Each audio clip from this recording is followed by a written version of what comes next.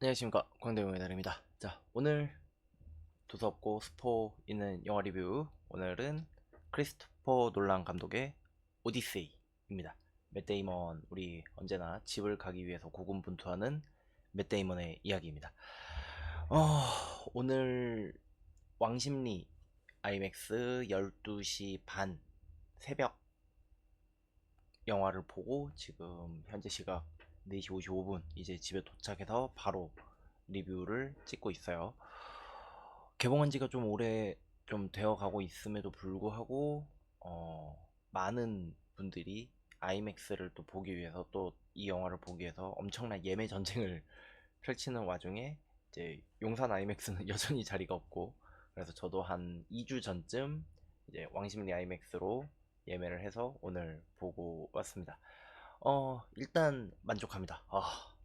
역시 놀란 감독, 이걸 풀 아이맥스로 찍었다는 거에 일단 새삼 또 놀랍고, 또 이 영화 내에서 이렇게 표현되는 그런 판타지적인 요소들, 그리고 제가 알고 있는 어떤 그리스 로마의 신화 부분을 다시 스크린으로 이렇게 논란식으로 다시 재표현을 하는 부분에 대해서 감히 우와 하면서 봤던 부분이 있어요. 영화를 다 보고 나서 느꼈던 부분들, 그리고 영화를 보기 전에 이제 먼저 보고 온 사람들이 불호인 사람들도 있었고 호인 사람들도 있었습니다. 대체적인 리뷰는 호가 많지만 불호의 영역이 생각보다 있는 사람들도 많더라. 그래서 어, 그런 부분이 있다. 그래서 이 영화를 먼저 보러 가시려는 분들한테 좀 추천을 드리는 거는, 내가 다회차를 생각을 한다, 그냥 내용 그냥 남들 이렇게 하는 걸 일단 보고 싶다 그러면 일반관으로 보셔도 충분하다고 생각합니다. 근데 보고 재밌다 그러면은 그 다음은 뭐 돌비든 아이맥스든 뭐 하는 게 좋다고 생각해요. 저는 일단 아이맥스로 본 거는 무지 만족스러웠어요. 이게 화면이 일단 옆으로 있는 게 아니라 위아래로 길어지면서 이 공간감이 확 살아나거든요. 특히 저는 그 공간감을 어디서 느꼈었냐면은, 그 키르케의 그 집을 보여주는 이 산맥을 이렇게 딱 보여주는 장면인데요. 거기서 좀 더 우아하고 느꼈었던 것 같아요, 다른 부분보다. 그리고 사운드적인 측면에 오는 좋은 점들이 많아서 개인적으로는 돌비관을 좀 더 추천을 드려도 되지 않을까 싶습니다. 자, 내용적인 측면에서는 우리 이제 어디서부터 라이언 일병구하기, 인터스텔라, 그리고 마션, 뭐 맷데이먼 이 배우가 이제 집으로 보내달라 하면은 그 영화는 무조건 성공한다라는 밈이죠. 어 그리고 이번에 정말 많은 배우들이 나오고, 그 중에 톰 홀랜드와 그 퍼니셔의 배우가 나오는데, 이 전에 스파이더맨을 본 분들은 퍼니셔랑 스파이더맨이 여기서는 총 대신 활을 쏘고 있네 하면서 했던 밈들도 기억이 나는데, 뭐 톰 홀랜드는 여기에서도 애새끼로 나와요. 이제 오디세우스의 아들로 나오면서 이렇게 또 성장하는 모습을 또 잘 표현을 하는 것 같습니다. 이런 거에 좀 특화된 역할인 것 같아요. 지금 현재 있는 여러 배우들 중에서는 이런 약간 성장, 소년의 성장 서사를 가장 잘 보여주는 배우이지 않을까 싶습니다.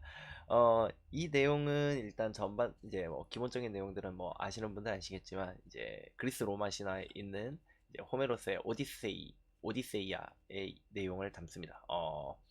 그 트로이 목마 전쟁, 트로이 전쟁에서 트로이 목마 작전을 훌륭하게 수행을 한 이제 오디세우스가 이제 집으로 돌아가기 위한 여정, 정말 긴 여정, 그동안 뭐 마녀도 만나고 사이클롭스도 만나고 뭐 여차저차 뭐 세이렌도 만나고 여차저차 하는 와중에, 집에서는 이제 집더나와 그 왕이 없는 거기에서 이제 왕비랑 어떻게 짝짝꿍 해가지고 그거를 왕권을 먹으려고 하는 그 수많은 그 구원자들에서 버티는 그 왕비와 또 왕자와 이제 집에서 우리 가문 지키기와 그 고진 고생을 하면서 집으로 돌아오는 오디세우스의 긴 여정을 담고 있는 스토리입니다. 저는 그 내용을 어렸을 때 봤던 그리스 로마 신화의 이렇게 내용을 알고는 있는데 이렇게 또 세세하게는 또 기억이 안 난다는 거죠. 그러는 와중에 이 영화를 보면서 처음에 그 저 트로이 목마를 표현하는 장면부터 좀 놀라웠어요. 제가 옛날에 그 책에서 봤던 트로이 목마는 그런 거죠.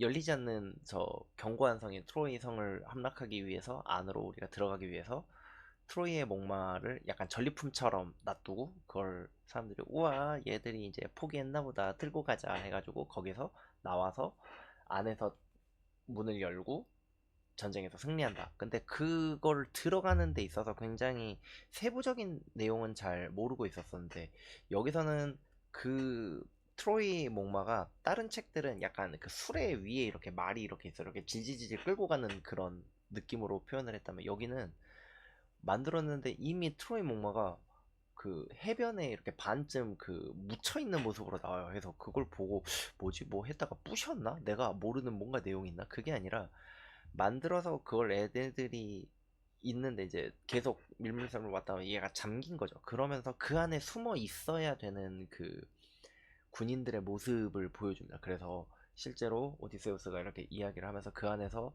이미 몇몇은 익사해서 죽어버리고 그 안에서 며칠 동안 버틸 거 아니에요. 그러니까 막 오물들이 쌓여가고 그런 데서 버티다가 그런 처절한 모습을 좀 보여주는 부분이 저는 첫 번째로 일단 제일 인상이 깊었고 그러면서 이제 엘리어 페이지, 앨런 페이지, 엘리어 페이지 배우가 이제 나와서 약간 재물 느낌으로 이렇게 잡혀가고 그러면서 이제 이 이야기들이 시작이 됩니다. 어, 키클롭스가 막 나왔던 부분은 우아하고 그 다음에 막 거인들이 나오는 섬이나 이런 부분이 좀 판타지적인 부분, 키르케가 있었던 부분들, 이렇게 판타지적인 부분들을 표현을 하는 데 있어서는 생각보다 그냥 이렇게 표현을 했구나 해서 별 저는 큰 감흥은 없었는데 오히려 저는 이 영화를 그 오디세우스의 여행기 집으로 돌아가는 그 과정을 한 인간이 전쟁을 겪으면서 온 그 죄책감이라고 해야 되나요?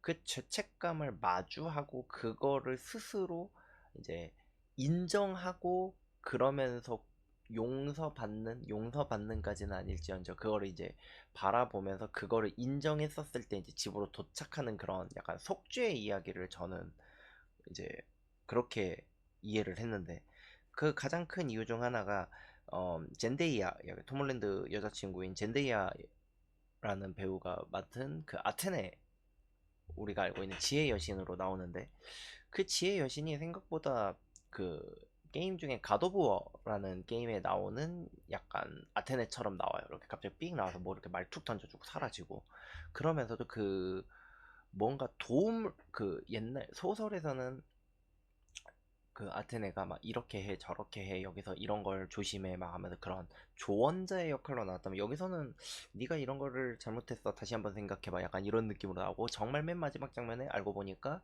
그 트로이에서 아테네 동상에 목을 베면서 거기에 있는 시녀 같은 사람이 아테네의 얼굴인 젠데이아가 나와요. 그러면서 아 저게 신이라기보다는 뭔가 오디세우스가 가지고 있는 그 전쟁에 관한 죄책감 그런 걸 표현한 게 아닌가라는 생각을 했습니다. 그리고 이게 쭉 오면서도 이제 마지막에 이제 그런 설명을 하면서 아 이런 식으로 표현을 했구나라는 생각을 했었습니다. 그리고 이제 여러 이야기를 하면서 사운드적인 부분들 당연히 좋았죠.